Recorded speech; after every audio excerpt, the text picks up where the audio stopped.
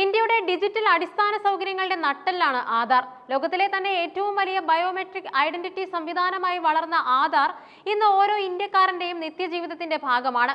എന്നാൽ ഇത്രയും വലിയൊരു സംവിധാനം സുതാര്യമായും സുരക്ഷിതമായും നിലനിർത്തുക എന്നത് വലിയ വെല്ലുവിളിയാണ്.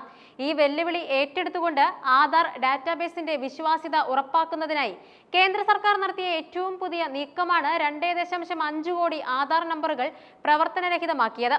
എന്താണ് ഈ നടപടിക്ക് പിന്നിൽ? ഇലക്ട്രോണിക്സ് IT മന്ത്രാലയത്തിന്റെ കണക്കുകൾ പ്രകാരം ഏകദേശം 134 കോടി ജനങ്ങളാണ് നിലവിൽ ആധാർ സംവിധാനത്തിന് കീഴിലുള്ളത്. ഇത്രയും വലിയൊരു ജനസംഖ്യയുടെ വിവരങ്ങൾ കൈകാര്യം ചെയ്യുമ്പോൾ ഡാറ്റാബേസിൽ കാലാനുസൃതമായ മാറ്റങ്ങൾ വരുത്തേണ്ടത് അനിവാര്യമാണ്.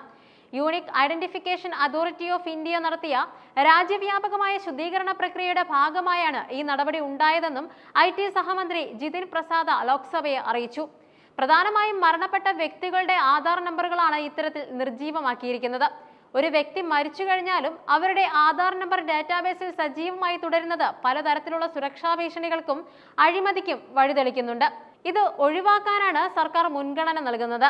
ഒരു ഐഡന്റിറ്റി സിസ്റ്റം എന്ന നിലയിൽ ആധാർ നേരിടുന്ന ഏറ്റവും വലിയ വെല്ലുവിളി ഡ്യൂപ്ലിക്കേഷൻ അഥവാ ഇരട്ടിപ്പും നിലവിലില്ലാത്ത വ്യക്തികളുടെ പേരിൽ ആനുകൂല്യങ്ങൾ കൈപ്പറ്റുന്നതുമാണ്.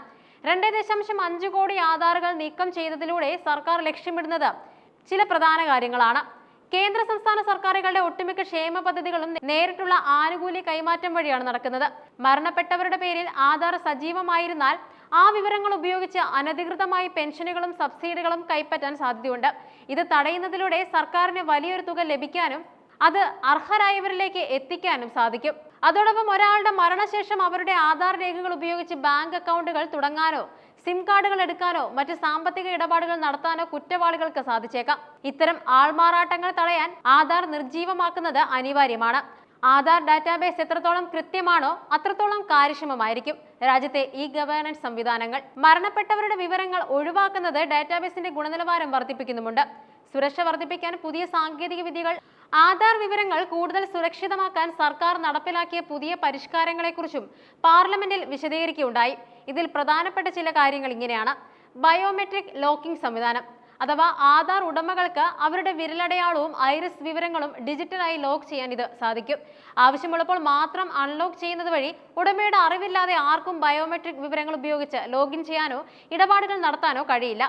അതോടൊപ്പം ഫേസ് ഓതന്റിക്കേഷൻ, വിരലടയാളം കൃത്യമായി ലഭിക്കാത്ത സാഹചര്യങ്ങളിലും തട്ടിപ്പുകൾ തടയുന്നതിനും മുഖം തിരിച്ചറിയുന്ന സാങ്കേതിക വിദ്യ ഇപ്പോൾ വ്യാപകമായിട്ടുണ്ട്.